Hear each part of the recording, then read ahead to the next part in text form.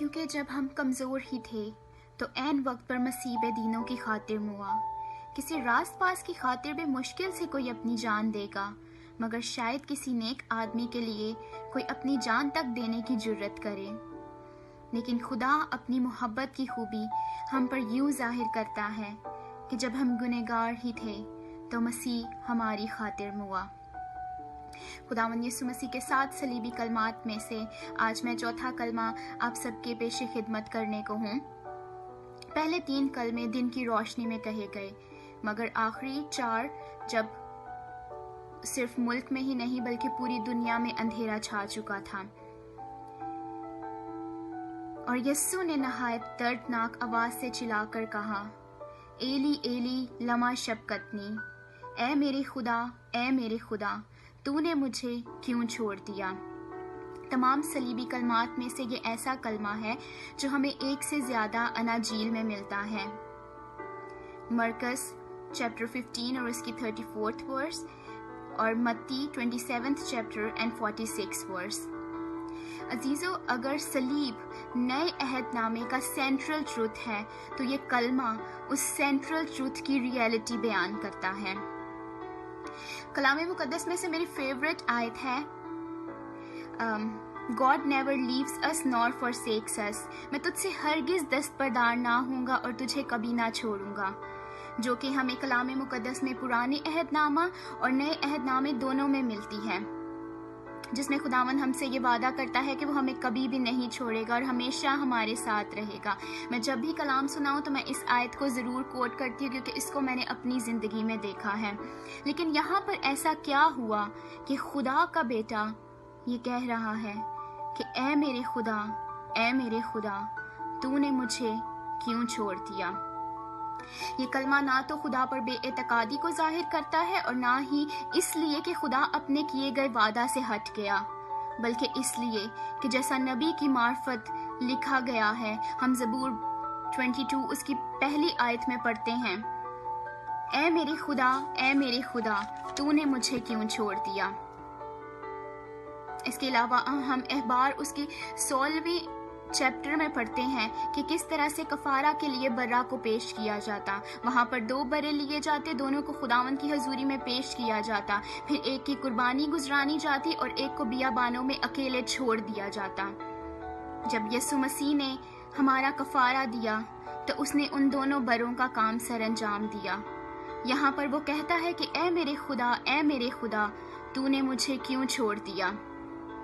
اس نے ہمارے گناہ، ہمارے بدنما داغ، ہمارے قصور، ہماری لغزشیں، ہمارے جرم، ہماری جہالت، ہماری بدیاں، ہماری نجاست اپنے اوپر لے لی اور تاکہ ہمارا کفارہ ہو اور ہم خداوند کے آنے والے غضب سے بچ جائیں.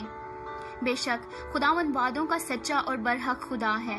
He is not like shifting shadows. He is the same for forever and all of his promises are true. But still here his son is saying کہ اے میرے خدا، اے میرے خدا، تو نے مجھے کیوں چھوڑ دیا. یہاں جب یسوع مسیح نے ہمارے گناہوں کو، ہماری جہالت کو، ہماری بدیوں کو، ہماری لغزشوں کو اپنے اوپر لے لیا ہے، تو خداوند کا کلام حبقوق اس کے پہلے باب اور اس کی 13ویں آیت میں لکھا ہے کہ تیری آنکھیں ایسی پاک ہیں کہ تو بدی کو دیکھ نہیں سکتا. بے شک خدا پاک ہے اور اس کی آنکھ کسی بھی ناپاک چیز کو نہیں دیکھ سکتی. اسی لیے جب خداوند یسوع مسیح نے ہمارے گناہوں کو، ہماری بدیوں کو اپنے اوپر لے لیا تو اس کی آنکھ اس سب کو دیکھ نہ پائی. خداوند یسوع مسیح کے لیے یہ کتنا مشکل رہا ہوگا. اتنا دردناک پروسیس جب اس نے اپنی جان دی. اس کے ہاتھوں میں کیل ٹھونکے گئے، اس کے پاؤں میں کیل ٹھونکے گئے، اس کی پسلی میں نیزہ مارا گیا، اس کے سر پہ کانٹوں کا تاج رکھا گیا، اس نے پانی مانگا تو اسے پینے کو سرکہ دیا گیا، اور اس سے بھی بڑھ کر باپ سے جدائی، باپ سے علیحدگی. وہ آسمان کو چھوڑ کر اس زمین پر اتر آیا، لیکن تو بھی زمین پر رہتے ہوئے بھی پل بھر کے لیے بھی وہ خدا باپ سے جدا نہ ہوا، بلکہ ہر وقت وہ اس کے کنیکشن میں رہا، ہر وقت وہ اس سے کنیکٹڈ رہا. لیکن یہ ایسا وقت آیا کہ اس نے کہا، اے میرے خدا، اے میرے خدا، تو نے مجھے کیوں چھوڑ دیا. صرف ہمارے گناہوں کی وجہ سے، صرف ہماری بدیوں کی وجہ سے. اس سب کی کیا وجہ تھی؟ اس کی لازوال محبت، اور ایسی محبت کہ اگر ہم اس سے محبت نہ بھی رکھیں تو بھی وہ ہم سے محبت رکھتا ہے، تو بھی وہ ہم سے وفا کرتا ہے، تو بھی وہ بے وفاؤں سے وفا کرتا ہے۔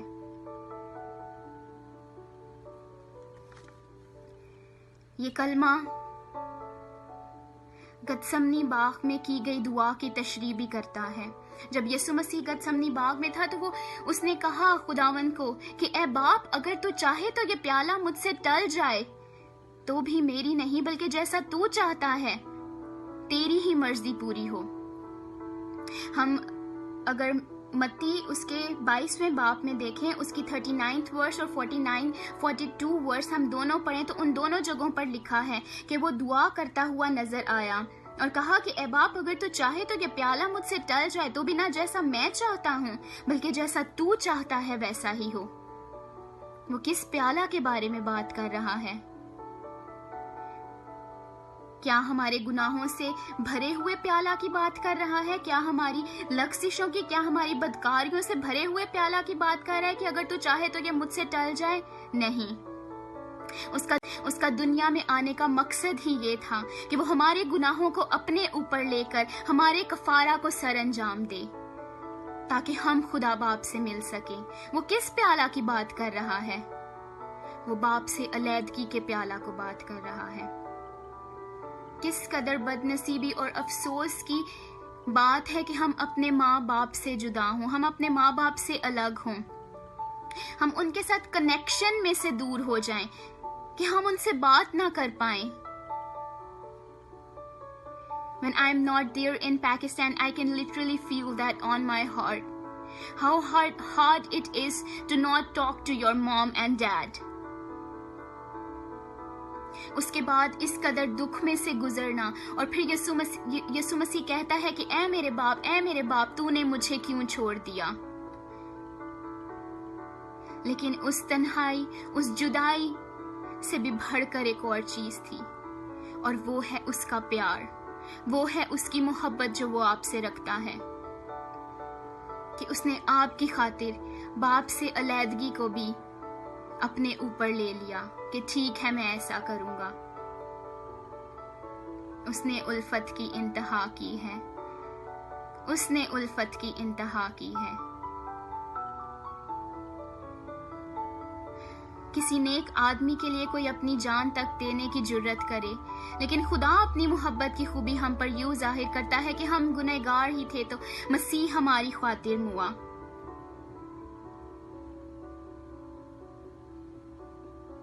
اس نے ہمارے لیے اپنی جان دے دی تاکہ ہم ان بدیوں سے نکل سکیں، تاکہ ہمارا رابطہ خدا باپ کے ساتھ مل جائے۔ وہ خود خدا باپ سے کنیکشن میں علیحدہ ہو گیا تاکہ ہمارا کنیکشن خدا باپ کے ساتھ جڑ سکے۔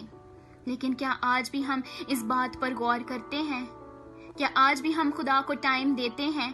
کیا آج بھی ہم خدا کی رفاقت میں آتے ہیں، سب جانتے بوجھتے ہوئے بھی؟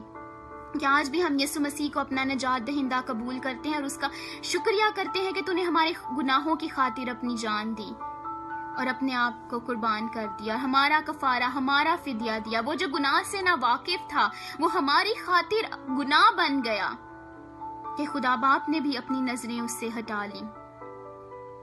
آج وہ چاہتا ہے کہ ہم اس پر نگاہ کریں اور خدا باپ کی قربت میں آ جائیں۔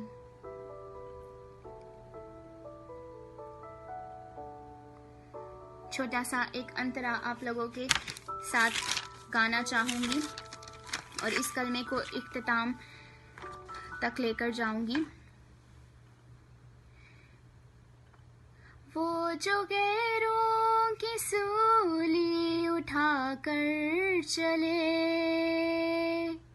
وہ جو غیروں کی سولی اٹھا کر چلے، آج اپنوں کے گھر میں بیگانے لگے، آج اپنوں کے گھر میں بیگانے لگے۔ دیپ تیرے لہو کے جلانے لگے، دیپ تیرے جلانے لگے، زخم پھر سے تیرے یاد آنے لگے، زخم پھر سے